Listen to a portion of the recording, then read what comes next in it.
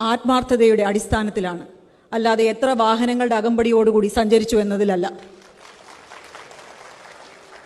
56 കൊല്ലം മാത്രം ജീവിച്ച ഒരു വ്യക്തി, അദ്ദേഹം ഈ ലോകത്തോട് വിട പറഞ്ഞിട്ട് 40 വർഷങ്ങൾക്കിപ്പുറവും നമ്മുടെയൊക്കെ ചർച്ചകൾക്കും ആദരവുകൾക്കും അദ്ദേഹം പാത്രമാകുന്നുവെങ്കിൽ അദ്ദേഹം മഹാനായ ഒരു നേതാവാണ്. അതാണ് CH എന്ന 2 അക്ഷരത്തിൽ അറിയപ്പെടുന്ന CH മുഹമ്മദ് കോയ എന്ന മഹാനായ നേതാവ്. അദ്ദേഹം ഒരിക്കലും സ്ഥാനങ്ങൾക്ക് പുറകെ പോയിരുന്നൊരു രാഷ്ട്രീയക്കാരനായിരുന്നില്ല. അദ്ദേഹം അലങ്കരിച്ച ഓരോ സ്ഥാനവും, എല്ലാ പദവികളും അദ്ദേഹത്തെ തേടി അങ്ങോട്ടെത്തിയതാണ്. നിങ്ങളൊന്ന് ആലോചിച്ച് നോക്കൂ, കേരളത്തിൻ്റെ മുഖ്യമന്ത്രിയായിരുന്ന ഒരു വ്യക്തി പിന്നീട് മറ്റൊരു മുഖ്യമന്ത്രിയുടെ കീഴിൽ മന്ത്രിസഭയിൽ വരിക എന്ന് പറയുന്നത് അദ്ദേഹത്തിന് തൻ്റെ പ്രസ്ഥാനത്തോടും തന്നെ വിജയിപ്പിച്ച ജനങ്ങളോടുമുള്ള ആത്മാർത്ഥതയുടെയും പ്രതിബദ്ധതയുടെയും അടയാളമാണ്. ഇന്ന് ഇന്ത്യയിൽ വിദ്യാഭ്യാസ രംഗത്ത് കേരളം വളരെ മുന്നിൽ നിൽക്കുന്ന ഒരു സംസ്ഥാനമാണ്. അതിന് കേരളം സജ്ജമായിട്ടുണ്ടെങ്കിൽ CH മുഹമ്മദ് കോയ എന്ന ദീർഘനാൾ കേരളത്തിൻ്റെ വിദ്യാഭ്യാസ മന്ത്രിയായിരുന്ന അദ്ദേഹത്തിനുള്ള പങ്ക് വളരെ വലുതാണ്. അന്ന് വിദ്യാഭ്യാസ രംഗത്ത് കുറച്ച് പിന്നോക്കം നിന്ന മലബാർ മേഖലയെ അദ്ദേഹത്തിൻ്റെ ദീർഘവീക്ഷണവും ആത്മസമർപ്പണവും കൊണ്ട് മുന്നിലേക്ക് കൊണ്ടുവരാൻ അദ്ദേഹത്തിന് സാധിച്ചിട്ടുണ്ട്. ഒരു നേതാവ് ജീവിക്കേണ്ടത് ജനമനസ്സുകളിലാണ്. CHും ഉമ്മൻചാണ്ടിയുമൊക്കെ നമുക്ക് കാണിച്ചു തന്നൊരു ശൈലിയുണ്ട്. ജനങ്ങളിൽ ഒരാളായി അവർക്ക് വേണ്ടി അവർക്കൊപ്പം നിന്ന് പ്രവർത്തിക്കുന്ന ഒരു ശൈലി.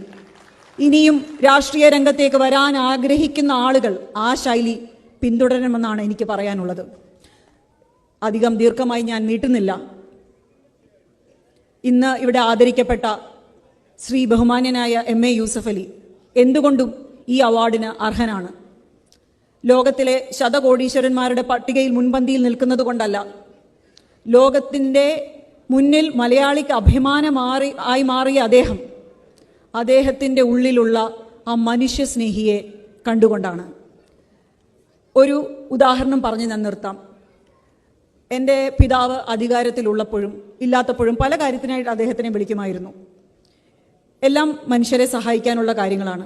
ഏറ്റവും ഒടുവിൽ അദ്ദേഹത്തിൻ്റെ മണ്ഡലത്തിലെ ഒരു സ്കൂളിന് ഒരു ബസ് വേണമെന്നുള്ള ആവശ്യം അദ്ദേഹത്തിൻ്റെ മുന്നിലെത്തി. അന്ന് അപ്പ പറഞ്ഞു, ഞാൻ MA യൂസഫ് അലിയോട് പറഞ്ഞ് അത് സാധിച്ചു തരാം. അതിനുശേഷം അദ്ദേഹത്തിൻ്റെ രോഗം മൂർച്ഛിക്കുകയും ബാംഗ്ലൂരിലേക്ക് കൊണ്ടുപോവുകയും തുടർന്ന് സംസാരിക്കാൻ പറ്റാതാവുകയും ചെയ്തു. നമ്മളെയെല്ലാം വിഷമത്തിൽ ആഴ്ത്തി അദ്ദേഹം ഈ ലോകത്ത് നിന്നും കടന്നുപോയി. എൻ്റെ അപ്പ മരിച്ച് ഏതാനും ദിവസങ്ങൾക്കുള്ളിൽ തന്നെ എല്ലാ തിരക്കും മാറ്റിവെച്ച് അദ്ദേഹം ഞങ്ങളെ കാണാൻ വന്നു. അദ്ദേഹത്തിൻ്റെ സുഹൃത്തിൻ്റെ മറവ് ചെയ്ത സ്ഥലം കാണാൻ വന്നു. അന്ന് പോകുന്നതിന് മുമ്പ് ഞങ്ങളോടൊരു വാക്ക് അദ്ദേഹം ചോദിച്ചു, ഇനിയും ഞാൻ എന്തെങ്കിലും ചെയ്യേണ്ടതുണ്ടോ? എൻ്റെ സഹോദരൻ ചാണ്ടി ഉമ്മൻ ഈ കുട്ടികളുടെ ബസ്സിൻ്റെ കാര്യം അപ്പ പറയാൻ ആഗ്രഹിച്ചു എന്ന് പറഞ്ഞു. അത് നിസ്സാരമായിട്ട് അദ്ദേഹത്തിന് തള്ളിക്കളയാമായിരുന്നു. പക്ഷെ അത് ചെയ്തില്ല. ആ നിമിഷം തന്നെ അദ്ദേഹം തിരിച്ചു ചോദിച്ചത് എത്ര സീറ്റിൻ്റെ ബസ്സാണ് വേണ്ടതെന്നാണ്. അപ്പോൾ തന്നെ ആ കുട്ടികൾക്ക് വേണ്ടിയുള്ള ബസ്സിൻ കിട്ടാനുള്ള ഏർപ്പാട് അദ്ദേഹം അവിടെ ചെയ്ത് കൊടുത്തിട്ടാണ് അദ്ദേഹം മടങ്ങിയത്.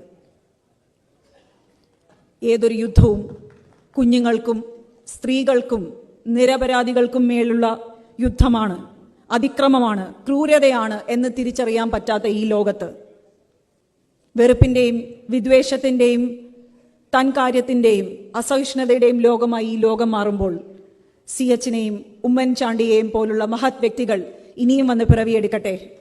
യൂസഫ് അലിയെ പോലുള്ള മനുഷ്യസ്നേഹികൾ ഇനിയും ഉയരങ്ങൾ താഴ്ത്തട്ടെ, ഉയരങ്ങളിലേക്ക് പറക്കട്ടെ. പ്രാർത്ഥനയോടെ നിർത്തുന്നു. നമസ്കാരം.